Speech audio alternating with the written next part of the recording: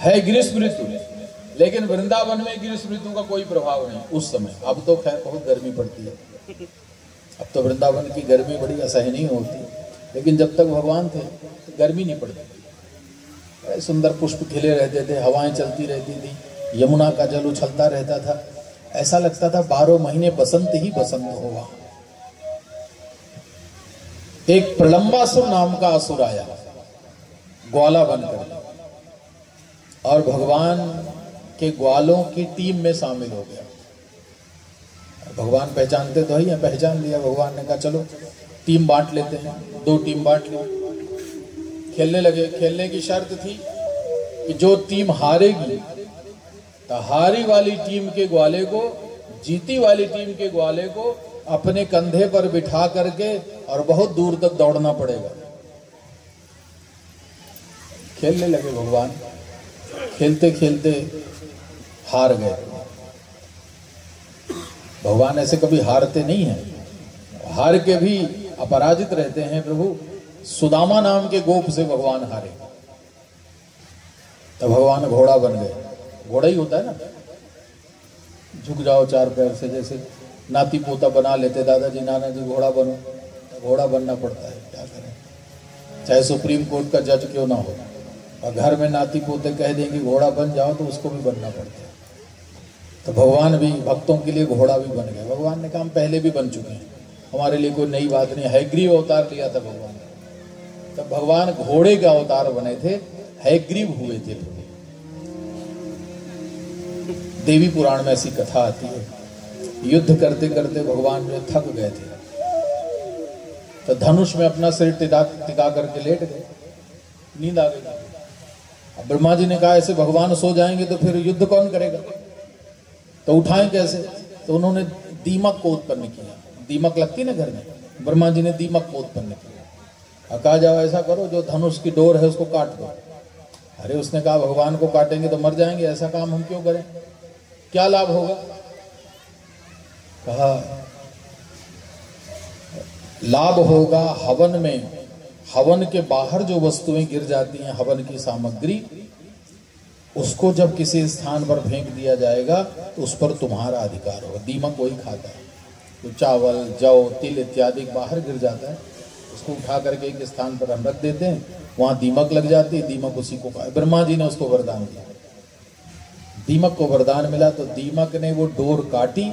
जैसे ही डोर काटी, उस प्रत्यंचा की धार इतनी तेज थी कि भगवान का सिर कट गया। हाहाकार मच गई। उपाय कैसा, भगवान ने ही उपाय कहा, जो भी जीव मिले उसका सिर ला करके लगा, अश्व का सिर ला कर लगा दिया गया। भगवान का हयग्रीव अवतार हुआ। बोलिए हयग्रीव भगवान। देवी पुराण में कथा आती है, बहुत विस्तृत कथा है, यहाँ तो केवल संकेत में सुना दिया आपको। तो भगवान ने कहा हम तो हयग्रीव पहले ही बन चुके हैं, तब ग्वालों के साथ बनने में क्या है। झुक गए भगवान, घोड़ा बन गए, सुदामा नाम का गोप चढ़ गया उनके, चलने लगे। इधर बलदाऊ जी हार गए प्रलंबासुर, प्रलंबासुर हार गया बलदाऊ जी से। सोचा कि कृष्ण से तो पार नहीं पाऊंगा, बड़ा चतुर है कृष्ण, उसके भाई को ही ले जाता हूं। प्रलंबासुर हार गया, बलदाऊ जी को अपने कंधे पर बिठाया और लेकर के दौड़ा, इतना विराट रूप बना लिया। और बलदाऊ जी को जब लेके दौड़ा, बलदाऊ जी ने देखा, पहचान लिया तो असुर है, लेकिन मारू कैसे, ये तो भगवान कृष्ण की टीम का है, और कृष्ण की टीम के किसी को मार दूंगा तो लाला नाराज हो जाएगा। दुविधा में थे। भगवान ने देखा तो वहीं से चिल्लाए, दाऊ भैया छोड़ना मत, असुर चाहे मेरी टीम का हो या चाहे जिस टीम का हो, असुर तो असुर होता है, इसको मारने में ही सबका भला है। बस बलदाऊ जी को तो आदेश ही मिलना था, ऊपर ही बैठे थे उसके कंधे पर, और मुष्टिक युद्ध में बड़े निपुण थे बलदाऊ जी। एक मुक्का उसके सिर में मारा कि उसी समय प्रलंबासुर का प्राणांत हो गया, प्रलंबासुर का उद्धार हुआ। आगे वर्षा ऋतु का वर्णन आया है, शरद ऋतु की सुंदर स्थिति है। शरद ऋतु का सुंदर भाव भगवान ने दर्शन कराया। बरहापीडम नटवर वपुः कर्णयो कर्णिकारम बिभ्रदवासैत्कनक कपिशं वैजयन्तीं च मालाम् रंध्रान वेणोर्धर सुदया पूरयन गोपवृंदै वृंदारण्यम सपदरमणम प्राविशद गीत कीर्ति। आज भगवान ने सुंदर स्वरूप बनाया और यमुना जी के तट पर जाकर के सुंदर बांसुरी बजाना प्रारंभ किया। इतनी सुंदर बांसुरी प्रभु की कि आज उस बांसुरी को सुनकर के सारा संसार मोहित हो गया। गोपियों ने जब सुना तो वेणु गीतम स्मरोदयम, वेणु गीत सुनकर के गोपियों के मन में इस पर काम का भाव उत्पन्न हो गया। काम माने दर्शन का भाव उत्पन्न हो गया और गोपियों ने एक सुंदर गीत गाया है जिसको वेणु गीत के नाम से जानते हैं। प्रभु आपका स्वरूप ऐसा है, अक्षणवताम फलमिदं न परम विदामः सख्ये पशूनन विवेश दुर्वयस्य। ये नेत्र केवल आपके दर्शनों में ही सफल होते हैं। प्रभु आप जब सुंदर बांसुरी बजाते हैं तो ये वृक्ष रोने लगते हैं। आप देखते होंगे वृक्ष से, वृक्षों के तने से एक प्रकार का द्रव्य निकलता है। गोपियां कह रही है वो रोते हैं प्रभु कि हमारा कितना बड़ा सौभाग्य कि हमारे कुल में जन्म लेने वाला बांस, बांस को कहते हैं वंश, पुरुष जाति का होता है। और यहाँ बल्लारपुर में तो बांस का कुछ और उपयोग करते हो आप लोग, लेकिन वहां इतने प्रसन्न हैं वनस्पति कि हमारा कुल बांस के कारण धन्य हो गया कि वनस्पति के कुल में बांस उत्पन्न हुआ, जिसको भगवान ने अपनी बांसुरी बना करके अपने अधरों पर धारण कर लिया है। इस बांस के कारण हमारा सारा कुल धन्य हो गया। बांस की महिमा बता रहे हैं। गायें जब सुनती हैं तो अपने कान खड़े करके भगवान का अमृत पीती हैं। गाय के बछड़े खाना पीना छोड़ देते हैं। लताएं वृक्षों में लिपट जाती हैं प्रेम के कारण। नदियां बहना भूल जाती हैं। पर्वत नाचने लगता है भगवान की बांसुरी सुन करके। और बड़े बड़े हिंसक पशु हिंसा करना भूल जाते हैं। इतना सुंदर गीत है, समय नहीं वरना इस गीत का इतना सुंदर व्याख्या है। सुंदर गीत गाया और गीत गाते गाते तन्मय हो गई गोपियां, लीन हो गई उसी लीला में। भगवान बड़े आनंदित हुए। आगे हेमंत ऋतु का आगमन हुआ। हेमंत ऋतु के पहले महीने में गोपियों ने कात्यायनी देवी का व्रत किया। कात्यायनी महामाये महायोगित मधीश्वरी नंद गोपुसुतम देवीं पतिम मे कुरुदे नमः। हे कात्यायनी माँ, कृष्ण ही हमें पति के रूप में प्राप्त हों ऐसा वरदान चाहती। 1 महीना व्रत किया। व्रत से भगवान प्रसन्न हुए, गोपियों को वरदान दिया। आगे आने वाली शरद पूर्णिमा की रात को तुम्हारे मन के सब मनोरथों को मथुरा के ब्राह्मणों ने यज्ञ किया। ब्राह्मणों की पत्नियों को दर्शन देकर उनके यज्ञ को पूर्ण किया। दूसरे यज्ञ की तैयारी चल रही है। वृंदावन एक यज्ञ होने वाला है। ग्वाल बाल बड़ी तैयारी में लगे हैं। कोई यज्ञशाला बना रहा है, कोई पूजा की सामग्री इकट्ठा कर रहा है, कोई ब्राह्मणों की सेवा कर रहे हो आप लोग। कहा लाला हम लोग इंद्र याग करने वाले हैं। ये क्या होता है? बोले इंद्र का पूजा करेंगे। क्यों? कहा इंद्र देवताओं का राजा है, पूजा करेंगे तो बारिश होगी, बारिश होगी तो अनाज मिलेगा, अनाज होगा तो भोजन करेंगे, जीवन होगा, इसलिए इंद्र का पूजन करेंगे। भगवान ने कहा बाबा अपने जीवन के सुख दुख के लिए देवताओं की पूजा नहीं करनी चाहिए, क्योंकि सुख और दुख कोई भी देवता जीवन में न दे सकता न दूर कर सकता। यही सिद्धांत है। कर्मणा जायते जंतु कर्मण्यैव विलीयते सुखम दुखम भयम क्षेमम कर्मण्यैव विपद्यते। कर्म से जीव का जन्म होता है, कर्म से जीव की मृत्यु होती है। सुख दुख भय क्षेम जो मिलता है सब हमारे कर्म का परिणाम है। इसलिए सुख दुख के लिए कभी देवताओं की पूजा नहीं करनी चाहिए। देवताओं की पूजा तो इसलिए करनी है कि सुख में आपको भूल ना जाऊं और दुख में विचलित ना हो जाऊं, इतनी कृपा करिएगा। बाकी तो कर्म है, भोगना पड़ेगा। कर्म सुख के रूप में भी आते हैं और दुख के रूप में भी आते हैं। इसलिए हर मनुष्य को अपने अपने कर्म की आराधना जरूर करनी चाहिए। अपने ही कर्म के अनुसार आचरण करने वाला जीव सिद्धि को प्राप्त होता है, परम गति को प्राप्त होता है। ब्राह्मण का जो कर्म है वो ब्राह्मण करे। शमो दम तपय शौचम आस्तिक्यम ब्रह्म कर्म स्वभावजम, ये गीता में भगवान कह रहे हैं ब्राह्मण को क्या करना है?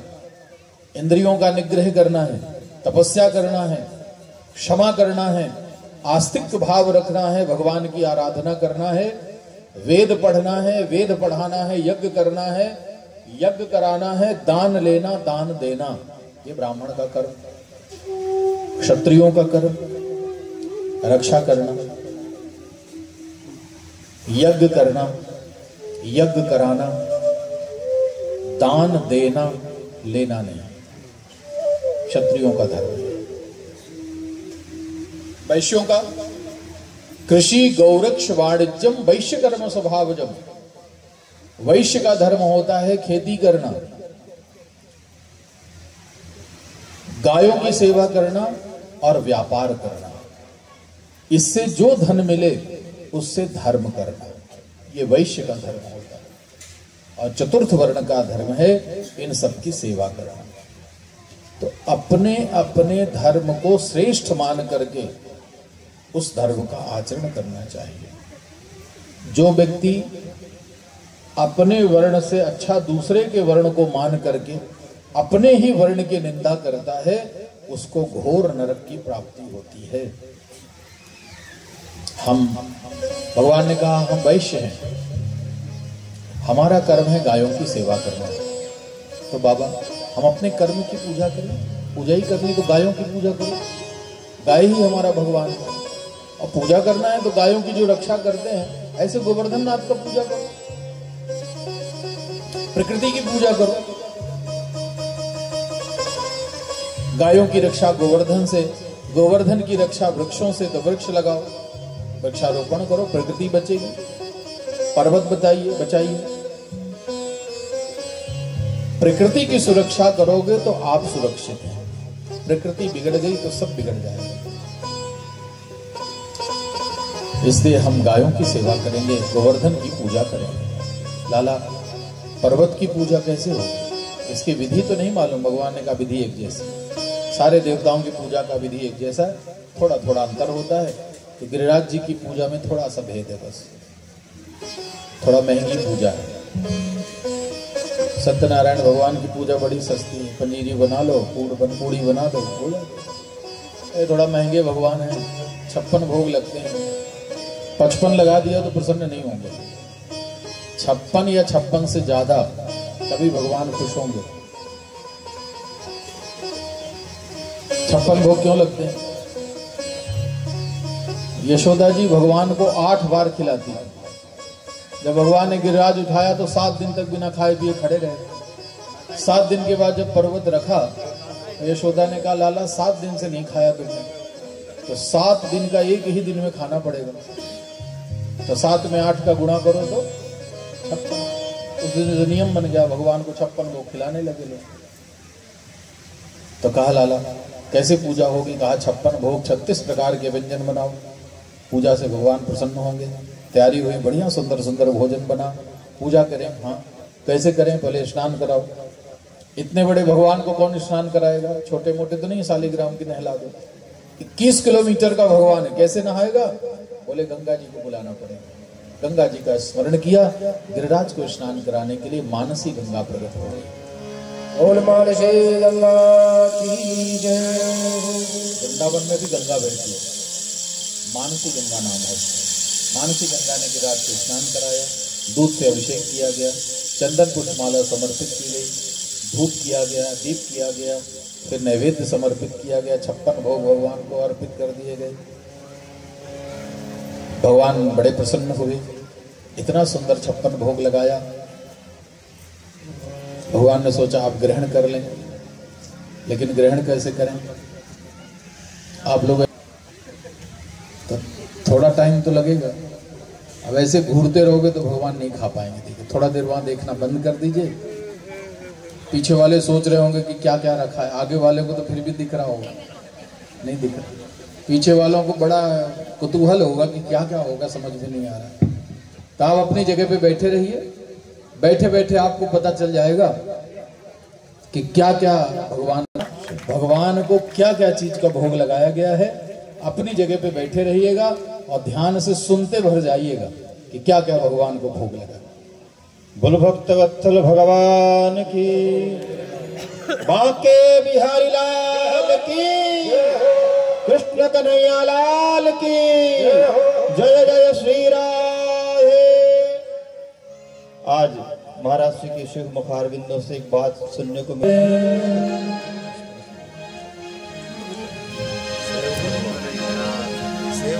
थाली में परोसो ढाल चांदी को पाटो, अरे टाबरिया मनवारी करे बाबा देख कैया नाटो।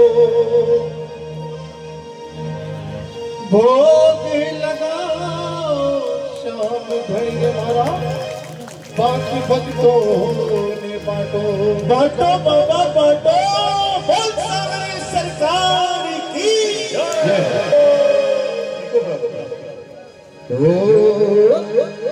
आओ आओ सावरिया बेगा आओ, बढ़िया करे